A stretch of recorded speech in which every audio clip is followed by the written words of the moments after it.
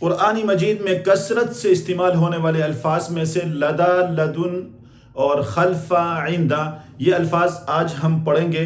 قرآن مجید فہم قرآن کورس کا سلسلہ جاری ہے۔ اس سے پہلے ہم 4 سبق پڑھ چکے ہیں، یہ ہمارا 5واں سبق ہے۔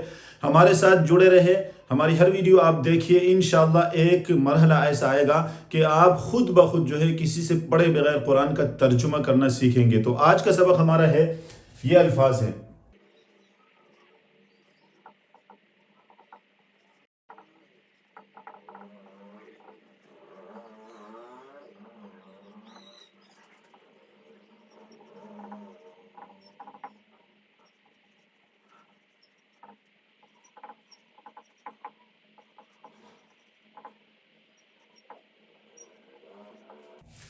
یہ الفاظ آپ کے سامنے ہے۔ لدا، اس کو لدئی بھی پڑھ سکتے ہیں، لدن، خلف، عندہ۔ لدا کا معنی پاس، لدن کا معنی پاس، خلف کا معنی پیچھے، عندہ کا معنی بھی پاس ہے۔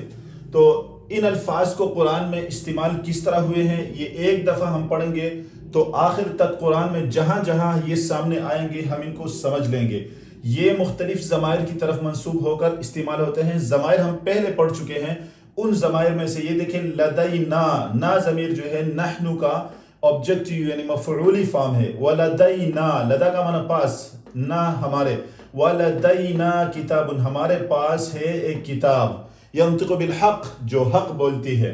اور لدیا، یا متکلم کی طرف اس کی نسبت ہوئی ہے، لدی المرسلون، لا یخاف لدی المرسلون، لا یخاف نہیں ڈرتے، لدی میرے پاس، المرسلون پیغمبر بھیجے ہوئے۔ اور لدن کا لفظ بھی پاس ہے، من لدنہ، ان کے پاس سے آئی ہوئی کتاب یا ان کے پاس سے آئی ہوئی بشارت کوئی بھی ہو۔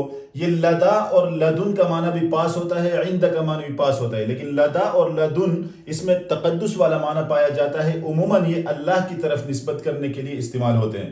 اور خلفہ کا لفظ یعلم ما بین ایدیہم وما خلفہم، اللہ جانتا ہے اس چیز کو، ما اس چیز کو، خلفہم جو ان لوگوں کے پیچھے ہے۔ عند کا معنی پاس، ما عندکم وہ چیز، عندکم جو تمہارے پاس ہے وہ ختم ہونے والی ہے۔ تو یہ دیکھیں، یہ لدینا متکلم ضمیر کی طرف، لدیا واحد متکلم ضمیر کی طرف، ہو یہ ہوا جو ہے واحد غائب ضمیر کی طرف، ہم جمع غائب ضمیر کی طرف، کم اور جمع مخاطب ضمیر کی طرف استعمال ہوا، اس کی طرف منسوب ہو کر استعمال ہوئی ہیں۔ تو یہ جو الفاظ ہیں یہ قرآن میں بار بار آئیں گے، آپ ایک دفعہ ان کو سمجھ لیں، یاد کرنے کی بھی ضرورت نہیں، ان کا مطلب سمجھے تو اس طرح آپ کو یہ پتہ چلے گا کہ کون سا لفظ دوبارہ آ گیا ہے۔